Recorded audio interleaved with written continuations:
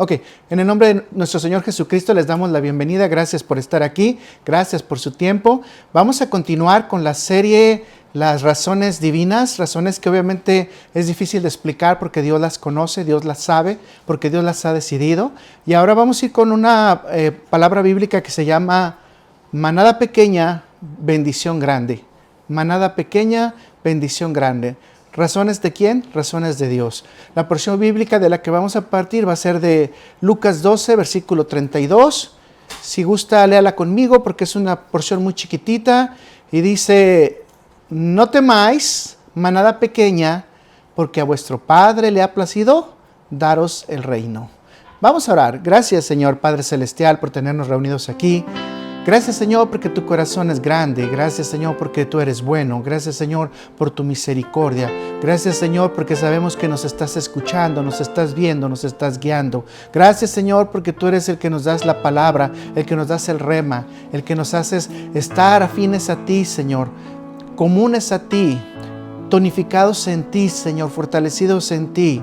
Gracias, Padre Celestial, porque tú eres el único que has hecho todas las cosas perfectas. Te pedimos en nombre de Cristo Jesús que vengas el día de hoy a nosotros con ese Espíritu Santo para que la palabra tuya fluya conforme tú lo has decidido el día de hoy, para que nuestros corazones sean edificados, nuestra mente sea puesta en orden, Señor, pero especialmente que nuestro corazón esté siempre afinado a ti, Señor.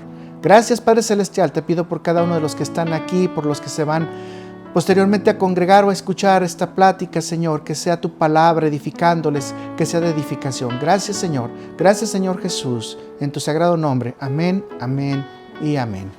Manada pequeña, bendición grande. Regularmente estas cosas son las que de repente, como cuando empezamos en algún tipo de iglesia, nos dice, no, es que tenemos que ser grandes para el reino de los cielos, tenemos que llenar las iglesias, llenar las butacas, pero bueno, no se trata de llenar las sillas y las butacas, ¿verdad? De lo que se trata es de que nosotros podamos participar de lo que Jesús hace. Y Jesús hace tres cosas muy sencillas, ¿no? Jesús te llama, Jesús te educa, Jesús te disciplina y después Jesús te manda. Entonces, si seguimos realmente el modelo de Jesús, tendríamos que pensar en varias cosas al mismo tiempo. Número uno, ¿qué es lo que Jesús quiere realmente de nosotros? Y Jesús quiere que nosotros individualmente hablemos con las personas y que estas personas puedan encontrar la salvación. Eso es lo que Jesús realmente quiere. O sea, Jesús nunca nos dijo, vayan y hagan mega iglesias o hagan megaplanetas y si es posible conquisten Marte y si quieren allá vayan y edifiquen una iglesia en Marte, ¿no? O sea, lo que nos dice Jesús es que tenemos que estar concretos en lo que verdaderamente es un templo de Dios o lo que va a ser un templo de Dios, es decir, una persona física que pueda transformar su vida. Así que Jesucristo en esta porción bíblica está en el norte de Jerusalén. Como era común, Jesús se encontraba contradiciéndose, siempre peleándose con los fariseos, enseñándoles nuevas verdades en amor de lo que se trataba el real reino de los cielos. Jesús estaba tratando de explicarles cómo se manejaba la ley, porque aunque ellos pensaban que la ley la conocían, pues realmente eran ignorantes. Jesús les dice estas palabras y luego ellos dicen, ¿de dónde sacaría estas palabras si él nunca ha estudiado? Bueno, o sea, es que no tenían ojos realmente para ver, mucho menos oídos para entender lo que Jesucristo estaba diciendo. Así que vemos a Jesucristo con sus discípulos, con una gran multitud. Esto es parte de lo que para Lucas es también parte del Sermón del Monte.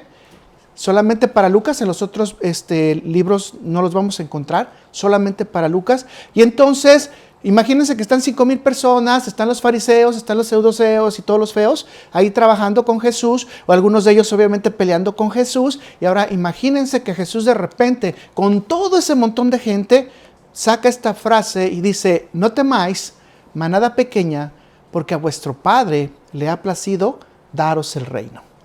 Hay muchos exégetas que han planteado, ¿qué se trata manada pequeña, verdad? Y empezamos a decir, es que lo que pasa es que Jesús quiere que entendamos que somos cachorritos y que como cachorritos nos trata. No, esta es una expresión de ternura, de amor, de belleza, en donde Jesús nos quiere mantener protegidos, como cuando Jesús dijo a Jerusalén, Jerusalén, que matas a los profetas, ¿cuántas veces te quise tener bajo mis alas y tú no quisiste, no? O sea, una expresión de ese nivel que difícilmente es captada en español, porque obviamente cuando tú dices manada pequeña, ¿por qué vuestro Padre le ha placido darte el reino de los cielos? Se ve como que así como que medio duro, como medio brusco, cuando es básicamente una frase poética. Que usted cuando le habla de amor a la esposa, al esposo, al novio, a la novia, o sea, le quiere hablar con ternura. Entonces, imagínese esas mismas palabras, pero imagínenselas con ternura. Manada pequeña, pero con ternura. Como que usted va a querer de veras enamorar a la persona que está enfrente de usted. Pero ahora imagínese si verdaderamente Jesús les estaba diciendo manada pequeña por la razón de que eran poquitos, cuando había un montón de gente ahí. Y luego muchos dicen, no, es que ellos estaban acostumbrados al lenguaje pastoril. ¿Qué significa? Bueno, es que ellos sabían de lo que se trataba el cayado, de lo que se trataba las ovejas, de lo que se trataba todo, ¿no? Ellos lo sabían. Y luego yo me pongo a preguntarle a mi esposa y no tuve el tiempo realmente de poder investigar cuántos de los discípulos de Jesucristo realmente eran pastores. Porque hasta donde yo me acuerdo de las profesiones, recaudador de impuestos y pescadores. Entonces como que si yo soy carnicero, luego me dicen, descuartiza una res, pero únicamente fue carnicero porque fui a ver, agarré el cuchillo algunas veces, pero nunca descuarticé una res. O sea, va a ser difícil para mí entender qué es descuartizar una res realmente. Entonces como que no queda esa explicación muy correcta, porque obviamente ellos hubieran entendido más la frase cuando Jesús le dice, mira, esas mismas redes que echaste ahí, Pedro, ahora las vas a echar del otro lado. Y cuando Pedro las sacó, encontró 153 peces. O sea, Pedro entendió perfectamente la dificultad. ¿Cuál es la dificultad? Con las mismas redes que aventó de este lado, luego las pone de este lado, y lo que no pescó de este lado, lo pesca de este lado, cuando la corriente del mar siempre será la misma. O sea, si lleva pescado, simplemente lleva pescado. Entonces él capta las 153 peces no solamente como una manifestación de milagro, sino como la presencia de Jesús. Y obviamente, gloria a Dios, al manifestarse la presencia de Jesús, nosotros sabemos que Jesús está ahí. Y eso es lo que Jesús les quiso manifestar. Después habrá otra versión que dice por ahí que también les pidió comida y les dijo, ¿qué tienen para comer? Pues pescadito con miel, ¿no? Yo nunca he intentado eso, no sé si usted ya lo ha intentado, que se tratará de comer una vasijita de ¿cómo se llama? De miel con un pescadito asado, no sé. Yo creo que es buena idea, ¿no? Pero bueno, en lo que tenemos que pensar aquí, que es un cuerpo glorificado, el que está hablando ya Jesús. Pero les está diciendo, aquí estoy, aquí está mi presencia y no los he dejado solo. Gloria a Dios, porque Jesús nunca nos ha dejado solos. Así que esta versión como que no nos da mucha información, como que de repente pensamos que tiene que haber algo más que realmente nos quiere decir. Así que vamos a ver un lenguaje más poético y se los voy a leer este mismo versículo en Lucas 12, versículo 32, pero desde la Biblia de Dios habla hoy. Y fíjense lo que les dice. No tengan miedo, ovejas mías. Ustedes son pocos, pero el Padre en su bondad ha decidido darles el reino. Como que ya se oye ahora sí más poético, ¿verdad? Como que se oye ya más, ahora sí en el sentido que sería la versión hebrea, o sea, la versión que tendría que ver con ¿cómo se puede decir? Una transliteración más común, o sea, de un lenguaje más común, porque es un lenguaje poético. Pero si usted se dio cuenta, aquí los elementos quedan bien claros. No tenga miedo, ovejas mías, ustedes son pocos. ¿Cuántos son? Pocos, no dijo muchos otra vez. Ahora vuelvo a repetir, usted agarra el contexto y ¿cuántas gentes había? Si usted va con un concierto de gente y ve un montón de gente, o va a un partido de fútbol o de béisbol y ve a un montón de gente, ¿usted cómo va a decir? A ver, espérate, ¿le está hablando a poquitos? No, si le está hablando un montón. Quiere decir que solamente algunos estaban escuchando su voz directamente. Y esos que estaban escuchando su voz directamente. Y hay que aprender entonces este principio, que debemos de saber cuándo escuchar la voz de Jesús, aún en las multitudes o aún en las cuestiones de disturbios o el problema que haya. Jesús está ahí.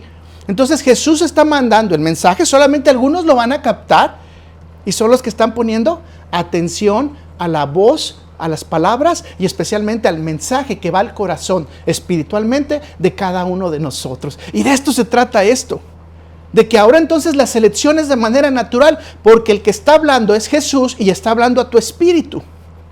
Esa es una selección natural. Cuando tú hablas a una persona, no te pone atención, pues obviamente tú te das cuenta que esa persona, su nivel espiritual probablemente no está. O alguna persona te manda un mensaje, tú tampoco pones atención, ¿es por qué? Porque no estás en el mismo nivel espiritual. A veces andamos cansados, andamos agotados, andamos distraídos, a veces pueden pasar muchas cosas que el mensaje no llega, pero de repente te pones a reflexionar y dices, oh, pero dijo esto, dijo aquello, y te empieza a resonar como campana, dice que como tímpanos, ¿verdad? Pum, pum, pum, pum, y empieza a resonar en tu corazón y dices, oh, mensaje que viene ¿de qué? Del Espíritu. O sea, una vez el hermano me dijo, ¿cómo estuvo la prédica de este niño? Y el niño dijo, cayó fuego. No resumbó nada en su corazón, ¿verdad? Entonces Jesús lo que está mandando es un mensaje para que tu corazón se estremezca. ¿Y quién los escucharon entre toda esa multitud? Solamente los que estaban a tono con Jesús. Dese cuenta que Dios nos habla todos los días. Dios quiere que nos demos cuenta. Dios nos rescata de un montón de cosas. Y cuando terminamos en la noche, ni siquiera decimos gracias, Señor, porque las cosas que ni me di cuenta. Porque tú quizás te hablaste a mi alma en el día de hoy con cosas que estuvieron alrededor y yo no me di cuenta. Yo no sé si usted se ha puesto a pensar cuántas cosas el día de hoy nos sacó el Señor. De cuántas cosas nos va a sacar. Y sobre todo, de cuántas cosas nos va a cuidar. Ese es el cuidado de Jesús. Pero ahora la pregunta es si estamos practicando escuchar a Jesús, si estamos poniendo nuestros oídos atentos. Este mensaje, su primer propósito ante tanta gente es que captó, así como el micrófono, la señal para enviársela directamente al receptor. Y el receptor era cada uno de sus discípulos que estaban a tono con él. Que si nos ponemos a pensar, había 5,000 ahí y terminaron 120. Y esos 120 tuvieron una recompensa, ¿se acuerdan? ¿Cuál es la recompensa que tuvieron? Recibieron al Espíritu Santo de la promesa tal cual se dice en el libro de Joel. Hermoso. Escuchar la voz de Jesús, hacer lo que Jesús dice, tiene recompensa. Tiene recompensa. Hermoso para quien lo pueda entender, que su corazón está dispuesto a entenderlo. Ahora entonces, le voy a preguntar, ¿qué significa eso de tener bondad, de ser complacido? Bueno, la palabra en griego es eudokeo. Eudokeo. Y esto significa que ha sido aprobado, que ha sido agradado, que se ha complacido y que se ha gozado. Mis hermanos, cuando Dios te aprueba algo y lo pone con sello, ¿quién te lo quita? Nadie, mis hermanos. Dice que lo que Dios te ha dado, te ha quedado sellado, nada te lo quita. Por eso la salvación, una vez que Dios te la da, nunca te la va a quitar. Ese es uno de los debates que mucha gente dice, que puedes perder la salvación, puedes estar borrado del libro de la vida. No, si Dios ya te la prometió, si Dios ya te la dio y Dios te dijo cómo iba a estar la salvación, única vez que lo tienes, Dios no se va a arrepentir y decir, no, ¿sabes qué? Ya voy a jugar ahora, no te portaste bien, ahora te voy a quitar la salvación, ¿verdad? No. Dios te asegura. Dice, lo he aprobado. Entonces, este versículo dice que tú y yo estamos aprobados por Dios porque somos una manada pequeña. Dijimos, unas ovejas pequeñas. O sea, no somos ovejas grandotas, ¿verdad? Pero somos ovejas pequeñas. ¿Ante las manos de quién? De Dios. Por lo tanto, todo lo que Dios aprueba, lo hace fuerte, mis hermanos. Todo lo que Dios aprueba lo hace fuerte. Entonces, no sé si nos podemos gozar con esto, pero Dios se complace en decirnos, han sido aprobados como grupo pequeño. Hoy nosotros mismos pudiéramos decir, gracias a Dios, porque hemos estado trabajando por bastante tiempo y hemos estado siendo aprobados como grupo pequeño. Y hemos seguido, a pesar de todas las cosas, hemos seguido. Pero ahora la siguiente pregunta, porque ya lo hemos estudiado, ¿qué significa les voy a dar el reino? ¿Se acuerdan cuando hablamos del reino de los cielos? ¿Qué significa les voy a dar el reino? Bueno, vamos a resumirlo sencillo, ¿no? Dar el reino puede entenderse como que se está concediendo las bendiciones para que tú y yo hagamos el trabajo que Dios requiere. Sí, no hay que malentender. Dios te está dando bendiciones para que trabajes para su reino. No, pero lo malentendemos, sino Dios me da un montón de bendiciones, pero para que yo tenga dinero, tenga carro, tenga casa, tenga salud. No, mis hermanos, Dios te está dando y te está condiciendo las bendiciones del reino para que tú sigas tu vida espiritual y no te desvíes de ella y puedas tener ese denuedo y ese denuedo llegue también espiritualmente a los que son receptivos a la palabra de Dios. Por favor, no confundamos una cosa con otra. Ahora, Dios no está atado de manos para darte un carro, una casa o lo que tú quieras, $1,000,000 si quieres. puedes pedírselo ahorita. Y Dios, si se complace, te lo va a dar. Porque eso es lo que Dios quiere. Quiere complacerte. O sea, aquí estás diciéndolo claramente. O sea, manada pequeña, te voy a complacer. Pero ¿sabes qué? Dios no te va a complacer en lo que te vas a perder. Dios no te va a complacer en lo que te va a desviar de su camino. Tú puedes decirle, quiero tener un carro, pero con ese carro te vas a matar. Dios dice, no, así déjalo. Aunque te puede sacar de la muerte también Él si Él quisiera, ¿verdad? Es lógico. Pero sí me entiende el concepto. Entonces, el reino puede entenderse simplemente como que usted está conociendo, le están dando. Tiene un gozo en las bendiciones que Dios va a dar para que usted haga el trabajo de Dios. Me siento cansado, no he dormido, tengo noches sin dormir y estás feliz dando la palabra de Dios. Pablo estaba que a las 3 de la mañana, 4 de la mañana dando el mensaje, el otro se durmió, se cayó, se murió y luego Dios dijo, ok, en mi gracia este va a resucitar y volvió a resucitar. Fíjense qué lindo si no se ha puesto a pensar en esa persona. Qué lindo que esa persona escuchó la palabra, murió y luego experimentó la resucitación. Fue resucitado. No sé si se ha puesto a pensar lo poderoso que ha de haber sido para testimonio para esa persona y para los que estaban alrededor. Todo en el contexto de ¿qué? De la vida espiritual del grupo pequeño. Pero para esto necesitamos estar en armonía. Estar en amabilidad, mis hermanos. No tenga miedo, mis hermanos, eso es lo que dice. Vamos a parafrasearlo de esta manera. No tenga miedo. El Padre ha aprobado darle las bendiciones del reino para que usted haga su trabajo. Para que yo haga su trabajo en esta tierra. ¿Ya no se trata de 1 millón? Sí, también le puede dar 1 millón si lo ocupa porque necesite viajar o necesite hacer misiones o probablemente necesite ayudar a otros. Claro que se lo puede dar. Cuando le dé el millón, entonces empiece a hacer cuentas y preguntarle a Dios cómo quiere que se invierta ese millón. Porque el millón no es todo para usted. El millón es ¿para qué? Para que usted trabaje en el reino de Dios. Y si usted tiene un carro, ¿para qué es? Para que usted trabaje en el reino de Dios. Y si usted tiene un cuaderno, ¿para qué es? Para que usted trabaje en el reino de Dios. Ya cambió la cosa, ya no me gusta. Como que ya no me gustó ahí, ¿verdad? Como que todo para Dios y para mí, ¿qué? Bueno, si usted es de Dios, si usted es su siervo, si usted es su esclavo, si usted es su hijo, ¿qué le pertenece? Todo el reino. Así que está usando únicamente las cosas de su padre. Solamente que su padre le está pidiendo que las use correctamente. Eso es todo. ¿No se oye bonito? De aquí podemos ver una verdad bíblica vital. No es lo grande del grupo, sino el respaldo de Dios lo que engrandece al grupo con sus bendiciones. Y ahora, si usted quiere verlo y quiere agregarlo, aquellos que pueden escuchar la voz de ¿quién? De Jesús. Y que lo pueden escuchar audiblemente, que lo pueden escuchar por su palabra. Yo soy de los que nunca voy a decir que no se puede escuchar la voz de Dios audible. Máxime cuando tú has tenido dirección de Dios audible. No puedes negar nunca el poder de Dios en tu vida y en la vida de los demás. Este versículo entonces tenemos que estudiarlo a fondo, mis hermanos, porque hay muchas cosas que tenemos que sacar.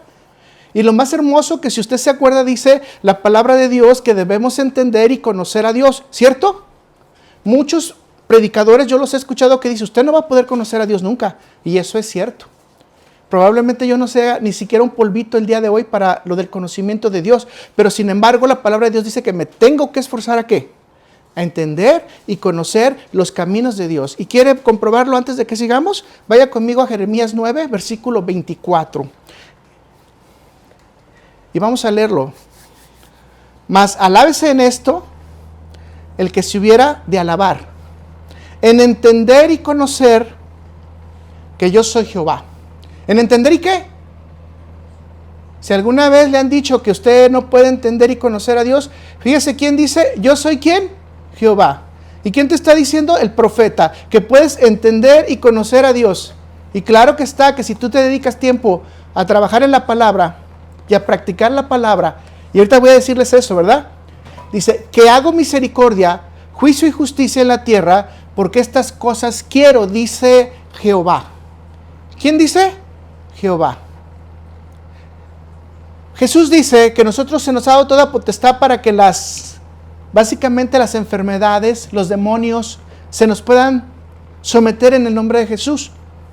Y le digo, Y en la actualidad yo en muchas iglesias que he ido o algunas que he escuchado me dicen, ¿sabes qué? Es que eso ya no es, porque ya no es parte de lo que fue en el tiempo de los apóstoles. A ellos se les confirió eso para que la gente creyera. No, erróneo. Aquí dice que yo debo de conocer a Dios. ¿Cómo puedo trabajar en fe? Bueno, si usted ve a una persona que tiene enferma su rodilla y le pide oración, ¿qué tienes que decirle? Pues Señor, no sé cómo orar, Señor, no sé cómo pedir, pero ayúdame para que esta persona tenga sanación. Ahora, si usted ya es más docto en las lecturas, más docto en los salmos, más docto en los proverbios, probablemente puede decirle, Señor, que tu poder se manifieste de sanación, etcétera, en esta persona, ¿no?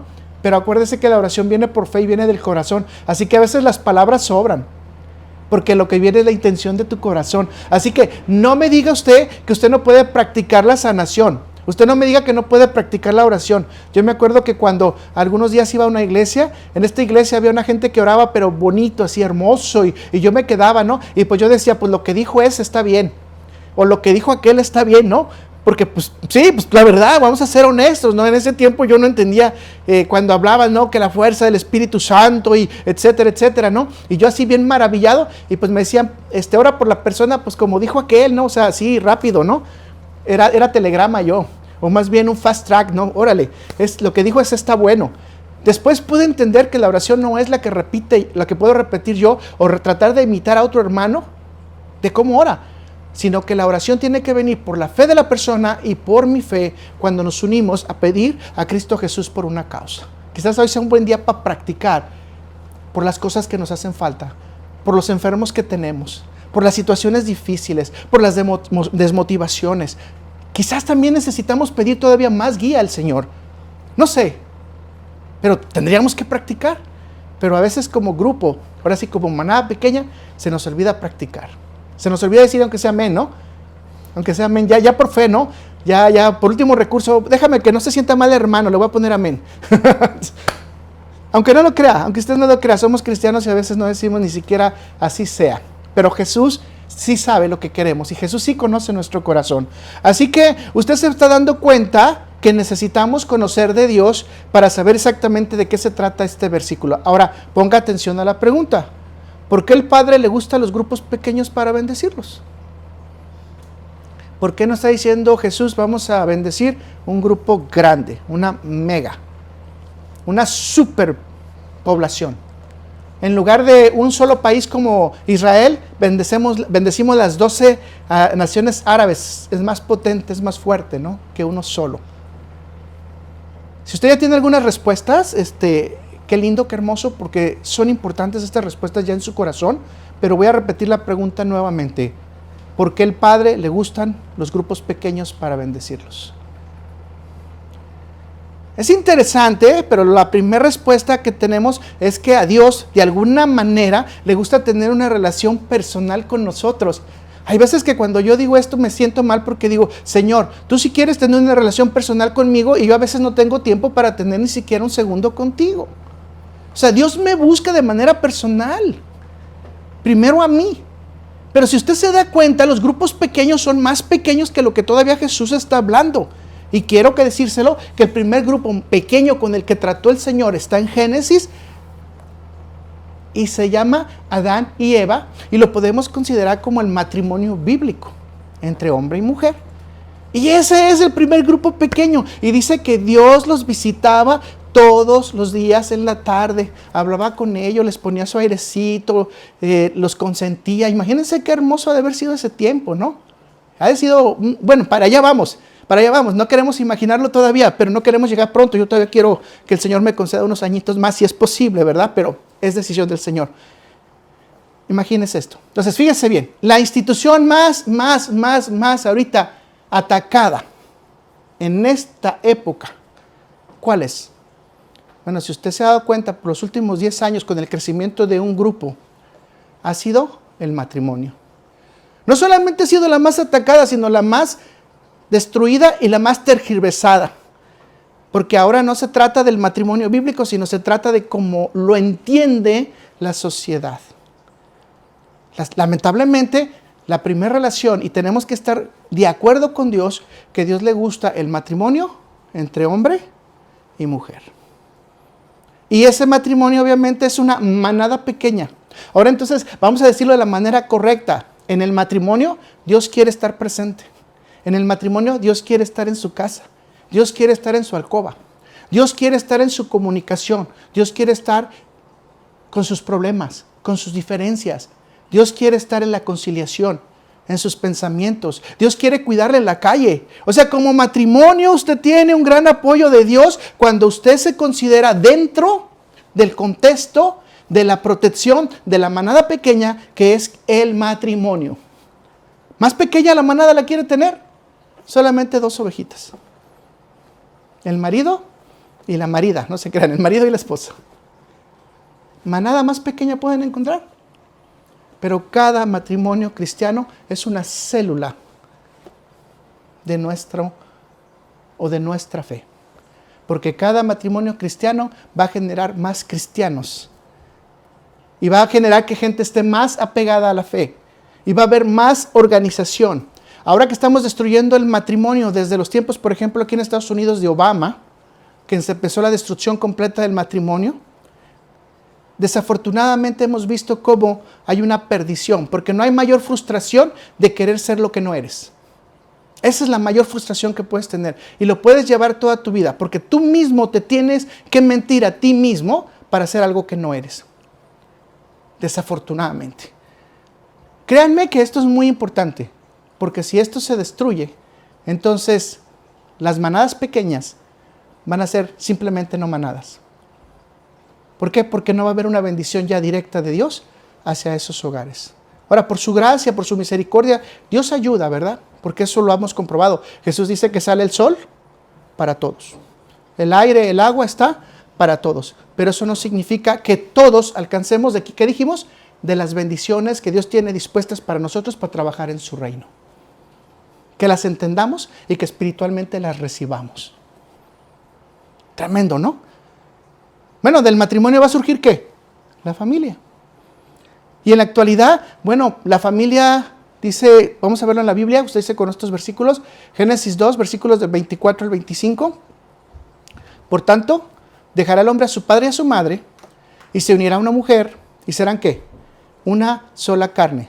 Y están ambos desnudos, Adán y su mujer, y no se avergüenzan. Okay, interesante esto. Cuando Dios dice que se van a unir ¿quién? Hombre y mujer, se está refiriendo a que vamos a dejar ¿a quién? A nuestros papás, a nuestros suegros, y vamos a empezar un hogar por nosotros mismos. Esto se llama familia. Ahora, ¿quiere decir que te tienes que olvidar de tu papá, de tu mamá? No, ¿verdad? Eso ya lo hemos hablado, no quiero ahorita entrar en ese tema porque me voy a desviar mucho. Lo que quiero detenerme nada más para que usted entienda esto. Y solamente somos una sola carne. Ok, escuche bien. No son medias naranjas, no son medias tostadas, no son medias manzanas. Dios hace las cosas perfectas. Y Dios dijo que hizo 2 unidades. A un hombre, una mujer, pero hizo en algo único, que es que tengan ambos un concepto común. Que su carne del hombre, su carne de la mujer tengan un concepto común. ¿Cuál es ese concepto común? Que usted como hombre y usted como mujer sigan los caminos de Dios. No se está refiriendo únicamente a la carne en cuanto a cuestión sexual. Se está refiriendo a que su carne sea doblada ante los principios específicamente espirituales. Por eso los matrimonios regularmente fracasan, ¿no? Porque es más bonito si me trae una flor a que si me dice, vamos a orar para tener más paciencia. No, es más bonito que me abra la puerta a decir, ¿sabes qué? Andamos mal en el orgullo. ¿Sabes qué? Andamos mal en los celos. Y aquí está un gran problema, ¿no? Eso ya se hablará en reuniones de matrimonio, pero es un gran problema. O sea, si no nos damos cuenta que nos vamos a unir como una sola carne, es decir, con un solo proyecto de familia para formar a nuestros hijos, para responderle a la sociedad, para que cuando vengan los niveles de pecado, podamos nosotros también confrontarlo. Cuando vengan las tentaciones, pedirle a Dios para tener el corazón para resistir a Satanás. Es tremendo, ¿no? Esto es tremendo. ¿Cuál es la bendición de tener una familia, mis hermanos? Bueno, cumplimos con el primer mandamiento, vamos a tener hijos, que es lo primero que Dios manda. Si no tenemos esposa y esposo, no podemos tener hijos dentro del contexto del matrimonio conforme Dios lo ha establecido.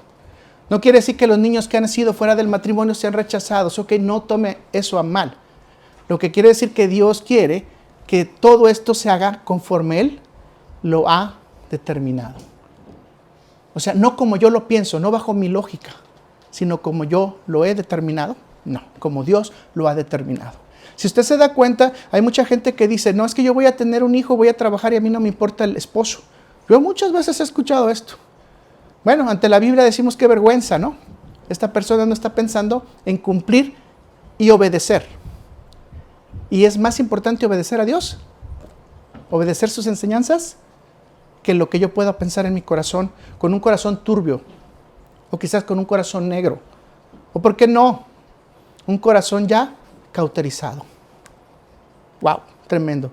La familia es una bendición, una gran bendición, mis hermanos. En la intimidad, la familia podemos como crecer. Sí, a veces entre hermanos nos tenemos que pelear, es lógico, pero es parte del entrenamiento. Tenemos que aprender la tolerancia, tenemos que aprender la frustración, tenemos que aprender la discusión, tenemos que aprender cómo calmar nuestros sentimientos, cómo desarrollar misericordia, tener piedad, pero específicamente saber que todo está en el contexto del amor. Claro, hay familias ahorita más desalmadas con ingredientes más difíciles, ¿no? Es decir, elementos que hacen cosas malas en la familia. Claro, eso no lo podemos descartar. ¿Por qué? Porque es la condición de la maldad del hombre.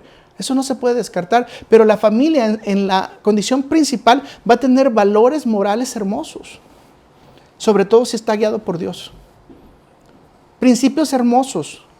Yo nada más les digo a la gente, si tú dejas tus llaves en tu carro y regresas y tu carro lo encuentras ahí, es que estás en una comunidad que, wow, tiene una moral tremenda, o sea, es una comunidad de Dios. Pues si dejas tus llaves en el carro y de suerte lo encuentras, pues qué bueno. Por ejemplo, en Los Ángeles, yo creo que nadie se atrevería a dejar unas llaves pegadas en un carro porque quizás llegues y encuentras las llaves, pero el carro no. O quizás no le encuentren las llantas, o probablemente es el catalizador o el motor, ¿no? Eso no quiere decir que porque los demás lo hacen, nosotros tenemos que hacer. La familia así debe de ser. No porque los demás lo hacen, aquella familia sí lo hace. Aquella familia se va de fiesta. Aquella familia se va de cantos. Aquella familia se va de borrachera. No porque ellos lo hacen, nosotros como hogares cristianos tenemos el derecho de hacerlo. No. Y nos ubicamos porque entonces podemos encontrar cosas más importantes, que es alabar a Dios, gozarnos en Dios, ver películas cristianas, edificarnos. ¿Por qué no? Se trata también de divertirse, ¿verdad? Porque dice la palabra de Dios que tenemos que gozarnos. Pero este es el seno familiar. Nos va a dar los valores morales primarios, que es todo lo que Dios quiere que nosotros hagamos. A esto se le llama que somos creyentes sanos y fortalecidos ¿en quién? En Dios. ¿Estamos listos para enfrentar el mundo? Sí, mis hermanos, tenemos que estar listos para enfrentar al mundo, porque si nosotros tenemos imperfección, el mundo tiene más imperfección. Y generalmente el mundo siempre va a estar en contra de la moral de Dios. Y ya lo hemos vivido. Entonces, escuchen esto. En la familia es donde Dios derrama su amor a cada miembro. Es aquí donde la familia rescata a los miembros. Donde Dios rescata a los miembros. Cuando alguno se pierde, de alguna manera Dios lo trae al camino. A veces vamos por el camino difícil, pero Dios te vuelve a traer de regreso. A veces cometemos cosas malas, pero Dios te trae de regreso. Ayer, una vez escuché a una persona que dijo, es que me fui para hacer testimonio y regresé apaleado. Ahora entiendo que no tengo que salir al mundo a hacer testimonio, sino prefiero estar con Dios para no tener un testimonio negativo ante Dios. Grupos pequeños, mis hermanos, manadas pequeñas. Algunas manadas pequeñas van a ser de 3 miembros, otros de 5, otros de 10. Conozco una familia que tiene 24 miembros más esposa y esposo, son 26. Más todos los nietos y bisnietos que se van acumulando. Manada pequeña, bueno, sí, porque es el ámbito de lo ¿qué? De lo familiar. ¿Estamos entendiendo el concepto? O sea, la aplicación bíblica de una manada pequeña es más grande de lo que puede parecer solamente para un grupo religioso o para un grupo de oyentes, si se da cuenta. Ahora, ¿qué le parece si vemos algunas aplicaciones en la Biblia que son reales de la protección de Dios y el trabajo en Dios? Revisemos ejemplos en la Biblia como la familia de Noé. A que saque, vamos a decir, su grabadora. ¿Y qué se acuerda usted de la familia de Noé? Bueno, en el capítulo 6 se dice que la multiplicación de la maldad trajo la consecuencia de un juicio de parte de Dios a la humanidad, que usted sabe que fue la destrucción no solamente de la humanidad, sino de todo lo ser viviente. Sin embargo, dice la palabra de Dios que en Génesis 6:8, si no recuerdo más, dice, pero Noé halló gracia en los ojos de Jehová. Y ahí dice que Dios cambió su corazón. Y dice que desde ese momento empezó a trabajar Noé con Dios y Dios con Noé. ¿Y qué fue lo que hizo? Dios le dio un montón de instrucciones y Noé, ¿qué es lo que estaba haciendo? Haciendo todas las instrucciones. A ver si se ha puesto a reflexionar. ¿Cuánto tiempo duró en construirse el arca? Bueno, más o menos para el que es así como un buen lector, se va a dar cuenta que Noé principalmente tuvo sus hijos a los 500 y tantos años. Creo que es 580 si no estoy mal. Quiere decir que sus hijos estaban nuevecitos. O sea, si usted revisa a todos los patriarcas y a todos los descendientes, va a encontrarse que todos tienen sus hijos en los primeros 100 años. Noé es el único que usted va a encontrar en la Biblia que tiene sus hijos creo que hasta los 500 años, si no estoy mal. Si está el dato mal, después me corrigen, por favor, o yo lo corrijo. Es interesante entonces por qué se esperó tanto tiempo Noé a tener una familia. Ahora, el grupo familiar tuvo que trabajar 100 años aproximadamente para construir el arca. Yo quiero decirle a usted que piense un poquito en la esposa. Cuando todo el mundo le decía, este está bien loco, ¿cómo que va a llover? Está bien chiflado. Y que usted tenga que ser la esposa soportando todas las ideas del chiflado y del loco. Nunca había llovido. Solamente salía vapor de la tierra, dice. Entonces, ¿de dónde sacó la idea este cuate? Está bien, miren, bien cocolizo, le decían, ¿verdad? Y dicen que Noé se dedicó, de acuerdo a Pedro, a predicar 120 años el mensaje de salvación. Quiere decir que no solamente construía el arca, sino que Noé predicaba, ¿verdad? Predicaba, va a venir la destrucción, se van a morir si no hacen caso. Y entonces esto nos dice algo del carácter de Dios, que Dios te manda el mensaje antes de destruirte. Sí lo sabía, ¿verdad? Y eso aplica en nuestra vida diaria. A veces antes de mandarnos Dios un castigo, nos manda 2 o 3 advertencias y ahí es donde tenemos que tener cuidado. ¿Se está dando cuenta cómo trabajaba la manada pequeña de Noé? Sus hijos tuvieron que meterle también fuerza y energía para clavar, no sé, para poner brea, o no sé cuál hubiera sido el sistema de construcción, porque la verdad no me lo puedo imaginar para ese tiempo. Y mucho más sabiendo que se rompieron las aguas del abismo, lo que quiere decir que salió agua muy caliente y que haya resistido la brea. O sea, eso para mí es impresionante. O sea, pensándolo un segundo. Pero bueno, todos ellos participaron en eso. No solamente participaron en eso, sino que también cuidaron de meter a todos los animales en el arca antes de que el diluvio viniera. ¡Wow! ¿Cuántos animales metieron? ¿Se ha puesto a pensar en eso? Tuvieron que cuidarlos casi por 1 año. Es tremendo, ¿no? Estar aseando. Imagínense el olor que había de tantos animales. Si a veces nomás tener un zorrillo ahí es tremendo. Ahora imagínense tener cientos de animales ahí. Vacas, caballos, no sé qué era lo que había todo ahí, ¿verdad? Importante entonces, el grupo estaba trabajando ¿para qué? Para la salvación. ¿Para qué trabajamos la familia? Para que todos nuestros miembros de la familia lleguen ¿a qué? A estar salvos, sin excepción. Aunque parezca alguno que otro por ahí medio loco como yo, bueno, efectivamente, o sea, eso se trata de ser salvos. Entonces, llegamos a esta conclusión de Noé, que Dios da la bendición ¿para qué? Para la salvación. Nosotros como manada pequeña vamos a recibir entonces la bendición de Dios cuando creemos y aceptamos a Jesucristo como nuestro Señor y Salvador. Y queremos que cada uno de los miembros de nuestra familia acepten a Jesucristo como su Señor y Salvador, porque Él es el camino, la verdad y la vida. Y lo queremos inyectar a cada uno de los miembros. Por eso todos los días trabajamos en decirle a las personas, miembros de nuestra familia, conoce a Jesús de manera personal. A veces es difícil, ¿no? Porque muchos ya no son miembros de nuestra familia. Recuerden, ¿quién es la familia? Yo, mi esposa, mis hijos, o al revés, mi esposa, yo y mis hijos. Pero tenemos que llegar a la familia extendida, porque la familia extendida también son nuestro prójimo. Así que cuando trabajamos juntos, como lo hizo Noé, es para un propósito. ¿Cuál es? Que ante la tempestad del diluvio y la destrucción que nos está trayendo el mundo, el arca nos lleve a la otra orilla, que es en Cristo Jesús. ¿Para qué?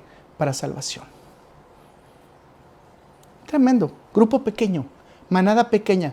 ¿Cuántos se salvaron, mis hermanos? ¿Se acuerdan? Solo 8 personas se salvaron. De toda la humanidad que había en ese momento, 8. ¿La quiere la manada más pequeña? Bueno, porque si contamos a los apóstoles son 12, ¿verdad? Después fueron 11, después que quitamos a Judas.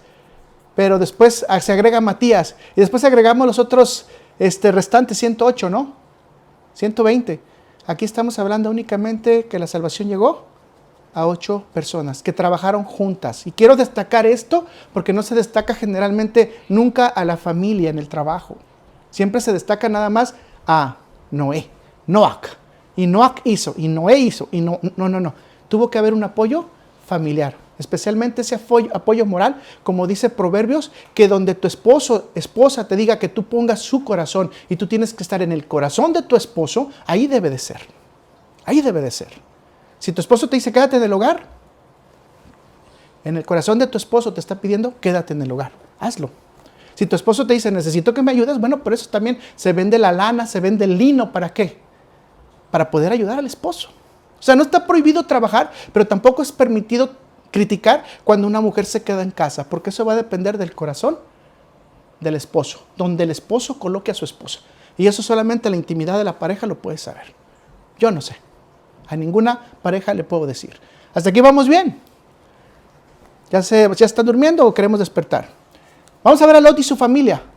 ¡Wow! ¿Lot y su familia? ¿Manada pequeña de Dios? Bueno, ante la maldad de ¿quién? Sodoma y Gomorra. Lot y sus hijas, grupo familiar de 3, fueron salvados. ¿De qué fueron salvados ellos? De la destrucción física y del pecado. Ok, escuche.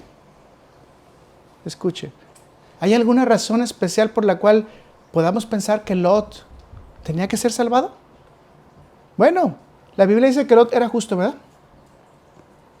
Vamos a comprobarlo por los que no lo han escuchado nunca.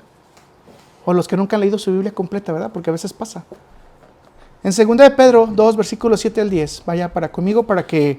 Y algún día quisiera, vamos a predicar un poquito más de esto en profundidad acerca de este aspecto, ¿ok? Pero vea y escuche con cuidado. Y libró al justo Lot. ¿Cómo? ¿Cómo le dijo? ¿Y libró a quién? Al justo Lot. ¿Por qué no le dice al pecador, al renegón, al revanchista, al que se puso en contra de su tío, no sé, al que se jaló los pelos, al que dijo, mejor me voy por la riqueza? ¿Por qué no dice eso? Es interesante la expresión de Pedro y dice, y libró al justo Lot, abrumado por la nefanda conducta de los malvados, porque este justo, otra vez, ¿cómo dice? Porque este justo que moraba entre ellos, afligía cada día su alma justa, viendo y oyendo los hechos inicuos de ellos. ¿Sabe el Señor librar la tentación de los piadosos y reservar a los injustos para ser castigados para el día del juicio? Y mayormente aquellos que, siguiendo la carne, andan en concupiscencia e inmundicia y desprecian, ¿qué? El señorío. A ver, estamos en este mundo ahorita bien abrumados, ¿cierto o no? Le voy a decir, ¿cuántos de nosotros estaríamos ahorita dispuestos a salir de Los Ángeles con toda la cantidad de pecado, perversión, extravío moral que hay? Seamos sinceros. Mas, sin embargo, eso no nos coloca como menos justos, ¿verdad? Ahora, note lo que dice aquí. Afligía cada día su alma justa. ¿A poco no te duele ir a Hollywood y ver un montón de homosexuales, lesbianas, drogadictos, gente desnudándose sin el Señor? ¿No te duele? ¿No puedes afligir tu alma cuando estás viendo el destino final que tienen? Sí duele, ¿verdad? ¿Y saben qué dice Dios? Que cada vez que hacemos una petición a aquel que es pobre, y obviamente son pobres porque no conocen a Dios, no tienen una vida espiritual. Imagínense cada vez que Lot pedía por Sodoma y Gomorra, por el cambio de ellos, ¿cómo se estaba acercando a Dios? No es lo mismo que te platiquen el pecado a que tú lo veas. No, no es lo mismo que te diga, esto es lo que está pasando, a que tú vayas y físicamente veas, está pasando. Si yo te digo, los árboles de secoya son grandísimos, ocupas 20 personas agarradas para que las 20 personas cubran el tronco. Son árboles que tienen 7,000, 8,000 años, tú vas a decir, lo he visto en fotos, pues sí, pero cuando tú lo ves de frente, eso impacta. Cuando tú te pones así, volteas para el cielo y apenas si alcanzas a ver el cielo y el árbol sigue todavía para arriba, dices, wow.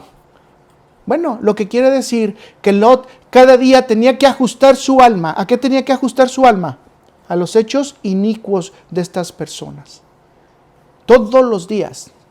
Cuando a nosotros nos toca escuchar de perversión, por ejemplo, a mí hay ciertos clientes que no me gustan, sinceramente se los digo, porque van a ir a hablar de mucha perversión. Pero sin embargo tengo que afligir mi alma, ¿por qué? Porque tengo que escucharlos, número uno, y porque es mi trabajo, porque Dios me puso ahí.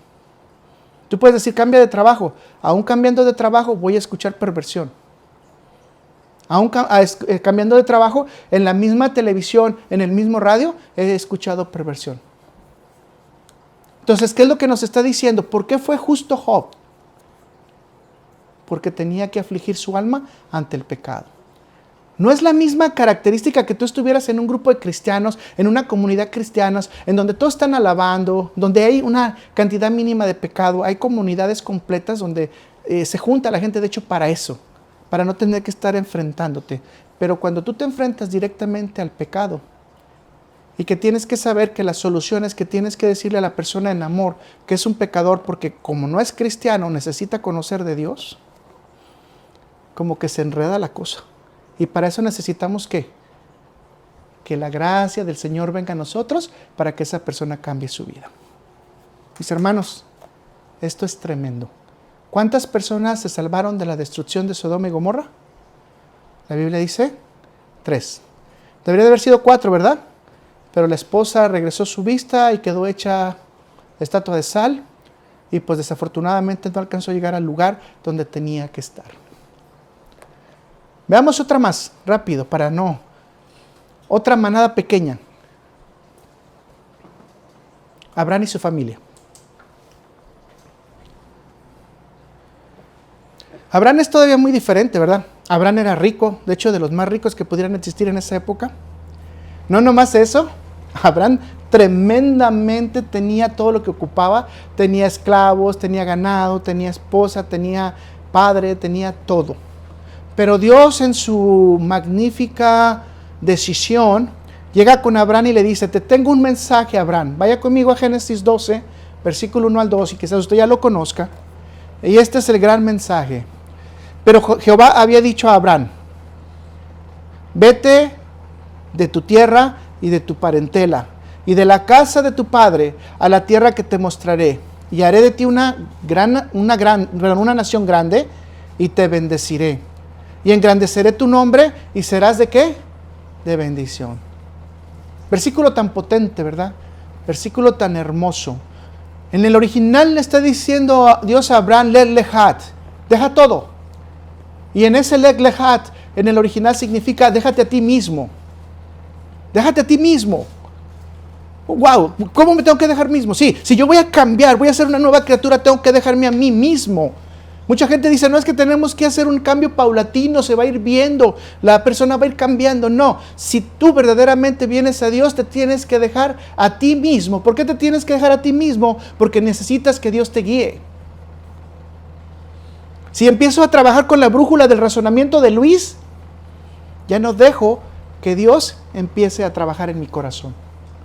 Lech Lehat, deja, ¿qué tienes que dejar? Le dijo, tu parentela, tu casa, la tierra que te y irás a la tierra que te mostraré. Ahora le quiero decir, Abraham, ¿qué hizo? Agarró su casa, su casa. Agarró a su esposa, sus esclavos, sus cosas y desafortunadamente se llevó a su sobrino que acabamos de hablar de él, que se llama Lot. Cuando Dios le dijo, deja todo. O sea, Lot no tendría que venir incluido en el paquete, mis hermanos. Pero dice que Abraham obedeció. Ahora quiero que ponga otra vez la perspectiva de la esposa. ¿La esposa renegó? ¿Se ve que Saraí haya dicho algo en ese momento? Nada. Nos enteramos entonces de que la familia se sometió en obediencia ¿a quién? A Dios. ¿Qué aprendemos aquí, mis hermanos?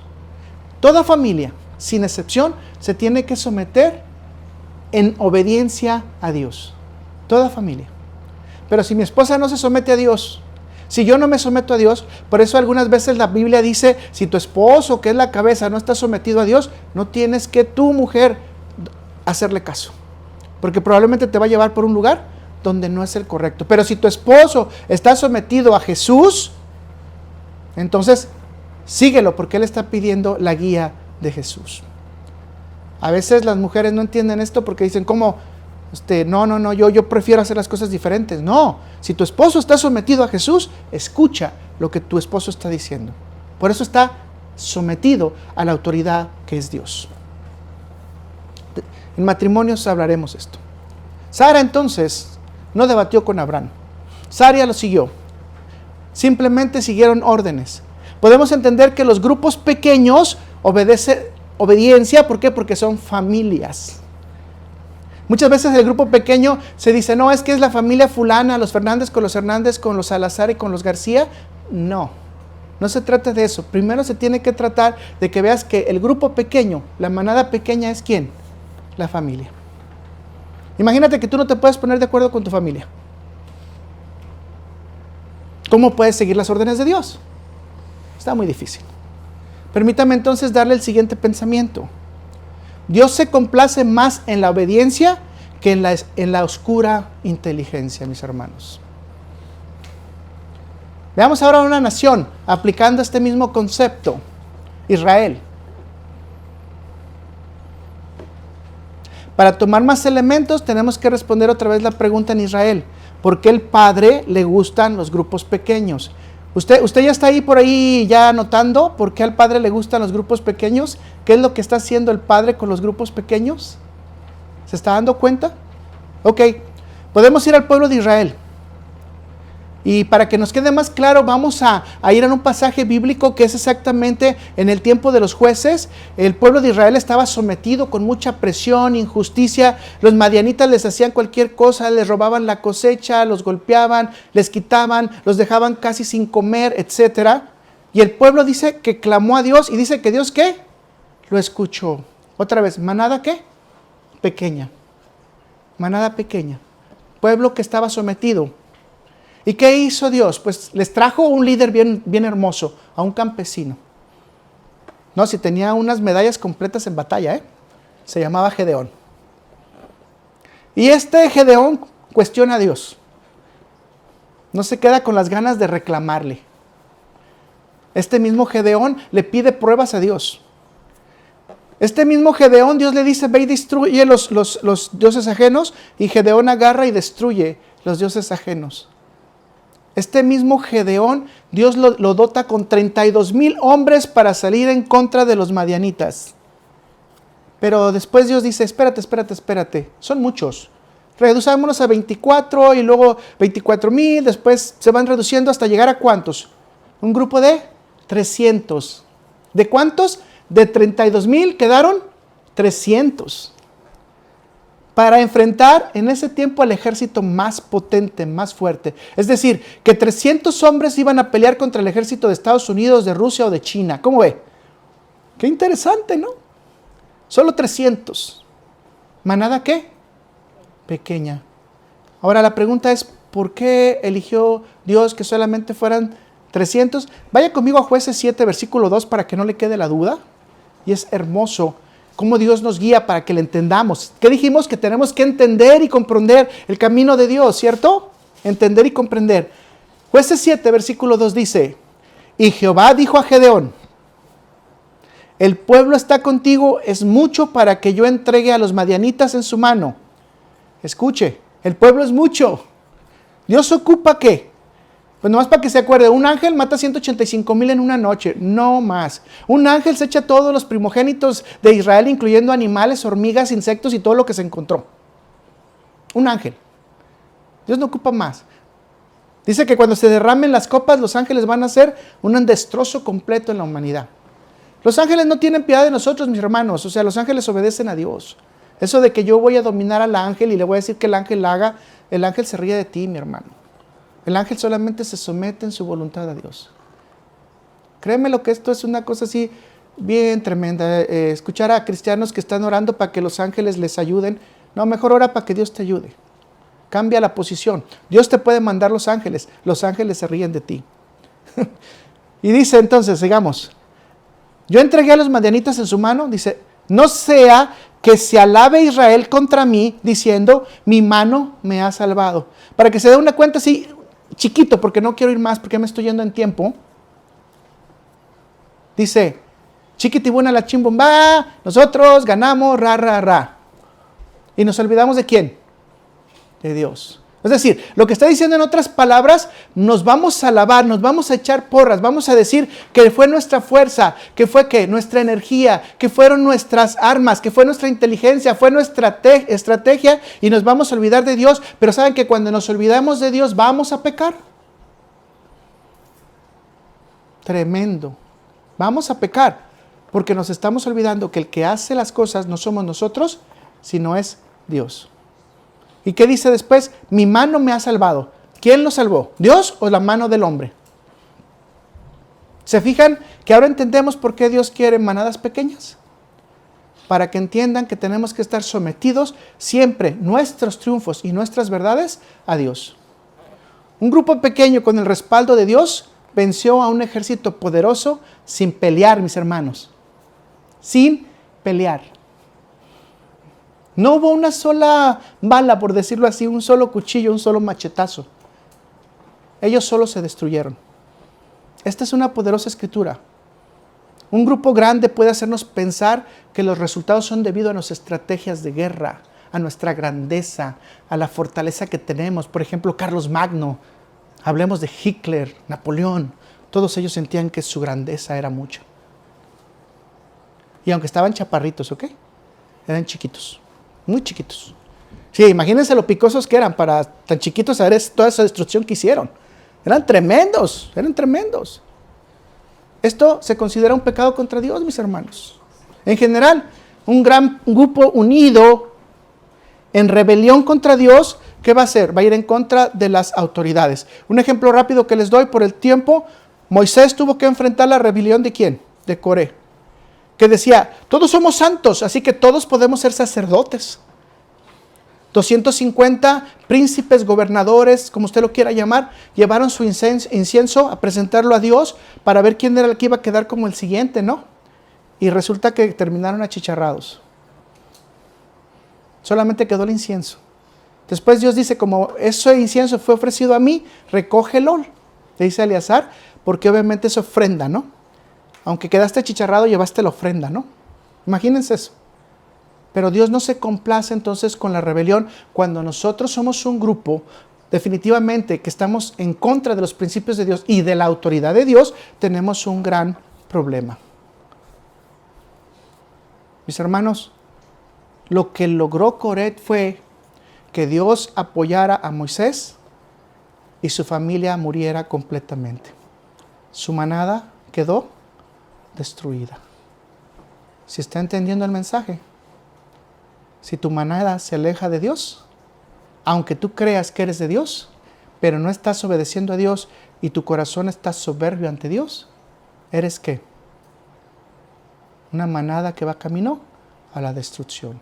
Tenemos que pedirle a Dios que nos dé un gran corazón para entender esto, para que no sea que pensando que estamos en las Escrituras, nos estamos desviando de Dios. Revisemos la siguiente Escritura con respecto a este tema, 1 Corintios 1, del versículo 26 al 29. Pues mira, hermanos, vuestra vocación, que no sois muchos sabios según la carne, ni muchos poderosos, ni muchos nobles, sino que lo necio del mundo escogió Dios para avergonzar a los sabios, y lo débil del mundo escogió Dios para avergonzar a lo fuerte, y lo vil del mundo y lo menospreciado escogió Dios, lo que no es, para deshacer lo que es, a fin de que nadie se jacte en su presencia. Vuelvo a repetirlo, a fin de que nadie se jacte en su presencia. Si tú eres un grupo grande, ¿qué no le gusta a Dios? que tú digas que a través de tus manos, a través de tu esfuerzo, a través de tu energía, a través de tu inteligencia, están ocurriendo las cosas. Así que un grupo pequeño, mis hermanos, de personas entendidas, sobrias, sometidas a la voluntad de Dios, que le dan alabanza, honra y gloria a Dios, son los que van a ver los resultados conforme a ¿quién? Conforme a Dios. Apliquemos esta escritura en Jesús para terminar. Los grupos que escucharon este mensaje fueron 5,000. Terminaron 120. De 120 que recibieron el mensaje de Dios, empezaron a irse a las diferentes iglesias que se fueron formando a través del mundo. Ahora las manadas pequeñas están dispersas en todo el mundo. Y si se da cuenta, por lo menos por donde vivimos nosotros, hay unos lugares que hasta 7, 8 iglesias hay en la misma cuadra, manadas pequeñas, que por alguna razón no entienden que tienen un solo pastor. Manada pequeña entonces es una comunidad pequeña de redimidos por la sangre de Cristo que serán recibidos en los cielos. ¿Qué características tiene una manada pequeña? Bueno, se las voy a decir rápido. Ustedes ya después irán versículo tras versículo, porque esto ya lo conocemos. O sea, no voy a perder mucho tiempo en esto. Son un grupo pequeño que necesita, ¿de quién? De Dios. Es un grupo pequeño que necesita de Dios. Mis hermanos, yo como persona soy alguien pequeño que necesita de Dios. Si usted es alguien grande que ya no necesita de Dios, bueno, ya es situación de usted personal. Hay alguien que dice, no, es que yo soy mi padre y ya como es mi padre, o sea, simplemente mi padre me responde cuando yo le hablo. No, yo necesito de Dios y necesito que Dios me esté viendo a mí, que Dios me esté hablando, que Dios me esté cobijando. ¿Saben qué? Sí, porque tengo una humanidad que es un poquito dura y tengo que estar peleando con ella y de repente me va a jalar y prefiero que Dios me jale a que me jale la humanidad, porque si el chanclas me jala me va a tumbar y a veces mi vida se puede ir. Así que mis hermanos, todos los discípulos sabían que iban a tener miedo de qué, de que iban a ser ovejas, que iban a ir en contra de lobos rapaces.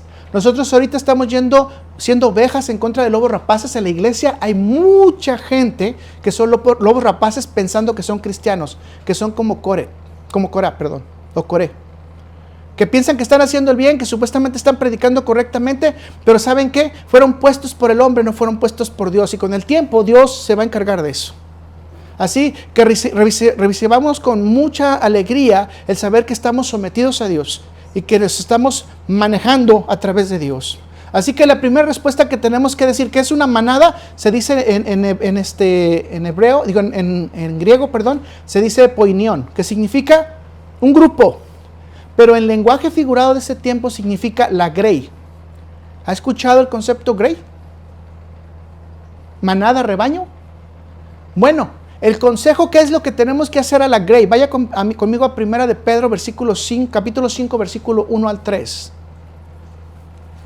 Ruego a los ancianos que están entre vosotros, yo anciano también con ellos, testigo de los padecimientos de Cristo. Yo soy también participante de la gloria que será revelada. Y vea el punto que tenemos que hacer con las manadas pequeñas cuando nos toque. Apacenta la grey de Dios que está entre vosotros, cuidando de ella, no por fuerza, sino voluntariamente, no por ganancia deshonesta, sino con ánimo pronto, no contendiendo señorío sobre los que están a vuestro cuidado, sino siendo ejemplos ¿de quién? De la grey. ¿Qué tenemos que hacer con la grey, mis hermanos? Cuidarla. ¿Qué tenemos que hacer con los hermanos que van creciendo y van madurando? Cuidarlos, mis hermanos. ¿Qué significa pequeño? Pequeño es la palabra micros. Ya usted ya con eso que le dije, microbio, ¿verdad? Cosa chiquita que destruye a veces, o cosa chiquita que te puede dar mucho oxígeno. Ahorita tenemos algún virus chiquito que está haciendo una destrucción masiva, que se llama coronavirus. Técnicamente un SARS-2. Chiquito, pero efectivo. Chiquito, pero efectivo. Es decir, que en número y en cantidad las cosas son tan pequeñas que solamente las podemos ver con un microscopio o en un grupo demasiado pequeño. Mis hermanos, este grupo selecto de Dios tiene que estar respaldado por las bendiciones de Dios por una sola razón, porque estas personas tienen que estar bajo el microscopio de Dios. ¿Sí me están entendiendo? Quiere decir, en palabras figuradas, que la grey de Dios solo puede verse con el microscopio de Dios. Así que ni yo ni nadie puede asegurar que usted es un cristiano real. Ni yo le puedo asegurar a usted que soy un cristiano real. ¿Quién es el que verdaderamente me va a ver como cristiano real? El que tiene el microscopio para ver minuciosamente. Y miren, déjenme apuntarle aquí a mi corazón. Por eso dice que nos cuidemos, mis hermanos, que nos cuidamos. ¿Qué es lo que dice Pedro? Cuídense ustedes, cuídenlos a ellos, denles de comer. Así que muchos que pueden ser vistos en el mundo como elegidos de Dios, muchos que dicen, no, este hermano tiene bendición, este hermano tiene unción, este hermano es poderoso en la palabra, cuídese de que bajo el microscopio de Dios verdaderamente esté siendo visto. Y sabe que una de las características importantes de uno que está en el microscopio de Dios, dice que Dios, justicia, misericordia y ¿qué? Sabes doblar tu corazón, tus rodillas ante Dios. Pero de corazón, honestamente. Escuche la escritura en Mateo 20:16. Así los primeros serán postreros y los postreros serán primeros, porque muchos son los llamados, pero pocos son los escogidos. Así que, mis hermanos, note esa instrucción interesantísima, que no todos los que subimos a la iglesia, a guiar la iglesia, realmente estamos en el microscopio de Dios. Dios nos observa, pero no está minuciosamente siguiendo nuestras actividades. Ojalá que seamos de ese grupo pequeño que Dios está monitoreando, y ese grupo que a final de cuentas en el cielo va a llegar, porque de toda la humanidad, de generaciones en generaciones, si usted se da cuenta, va a llegar solamente un grupo pequeño. La expresión es manada pequeña. Así que, ¿qué tiene de características este grupo pequeño? Usted lo conoce. El pastor conoce ¿a quién? A sus ovejas. Si usted lo puede ver en Juan 10, versículo 14 al 15. El pastor cuida de sus ovejas. Y usted lo puede ver en Isaías 40, versículo 11. Las ovejas son redimidas por la sangre del cordero. Interesantísimo, ¿verdad? Las ovejas permanecen ¿en qué? En fe. Hechos 14, 21 al 22. Las ovejas tienen que haber nacido de nuevo. Juan 3:3. Las ovejas tienen la herencia de los santos. Colosenses 1, de 12 al 14. Las ovejas son niños en Cristo. Lucas 10, versículo 21. Así que, si usted está ahí, si usted tiene estas características, usted es parte del rebaño de Dios. ¿Y cuál dijimos? La manada pequeña. Así que le hago una pregunta final, llévela en su corazón, medítela durante la semana. ¿Cuál es la diferencia en la vida del cristiano que sabe que vive hoy en el reino, en el que se encuentra realmente la voluntad de Dios y que la voluntad de Dios es suprema? ¿Cuál es la diferencia? De uno que piensa que vive bajo la voluntad de Dios. Piénselo, medítelo en su corazón. Esperemos que seamos descritos por Jesús como manada pequeña y que estemos atentos a que Él sea nuestro pastor. Escuchemos su voz y que Dios determine exactamente eso, que nos tenga en la lupa del microscopio para que nuestros corazones sean evaluados todos los días. Gracias, Señor Jesús, ¿verdad? Gracias, Señor. Somos libres del miedo por ti, Padre Celestial. Gracias por tu generosidad. Gracias por las necesidades que cubres de nosotros, Señor. Gracias porque tu actitud hacia nosotros ha sido buena. Porque no solamente nos das la forma del dinero, el poder, Señor, sino que nos enseñas todo lo que hay en tu reino. Gracias, Señor, porque haces un cuidado extremo de nosotros. Te pido, Señor, que seamos honestos ante ti, que estemos sometidos a tu voluntad, que trabajemos en obediencia, que podamos rebajar nuestra alma ante el pecado, Señor, que podamos orar por el pecador, Señor, que podamos orar por la salvación, que pidamos por la salvación de nuestra familia, por la armonía, por nuestra esposa, por nuestro esposo, Señor. Te pedimos, Señor, que en todas las razones nos tengas en ese microscopio, Padre Celestial, que nos estés revisando, evaluando, Señor, para que si algo está mal en nosotros, podamos ser corregidos, porque tu disciplina la tenemos que aceptar así, como es digna esa disciplina, como un juicio justo, Señor. Gracias, Señor, porque tú has limpiado nuestros corazones, porque nos has dado la salvación. Te reconocemos, Señor Jesús, como nuestro pastor. Te reconocemos tu voz, Señor. Sabemos que somos ovejas de tu redil, Señor, que estamos en tus prados, Padre Celestial. Gracias por el nuevo nacimiento, Señor. Gracias por permitirnos arrepentir de nuestros pecados, Señor. Gracias por la comunión y la armonía que tú ejerces con nosotros día a día. Dispón nuestro corazón, Señor, a no ir ni a derecha ni a izquierda, a estar siempre sobre tu derecha, Señor, y que tú siempre protejas nuestro pensamiento. Que no sea nuestro intelecto lleno de oscuridad el que gobierne, sino nuestra fe sometida a ti, Señor, la que nos lleve siempre a esos caminos espaciosos que tú has dado para nosotros. Gracias, Señor Jesús. Tu sagrado nombre te pido por cada uno de los hermanos, y como lo dije, Señor, y lo quiero repetir, en este corazón te pedimos la sanación, Señor. Te pedimos también la armonía, Padre Celestial. Te pedimos que no nos falten las cosas. Tú sabes lo que necesitamos. Ayúdanos, Señor.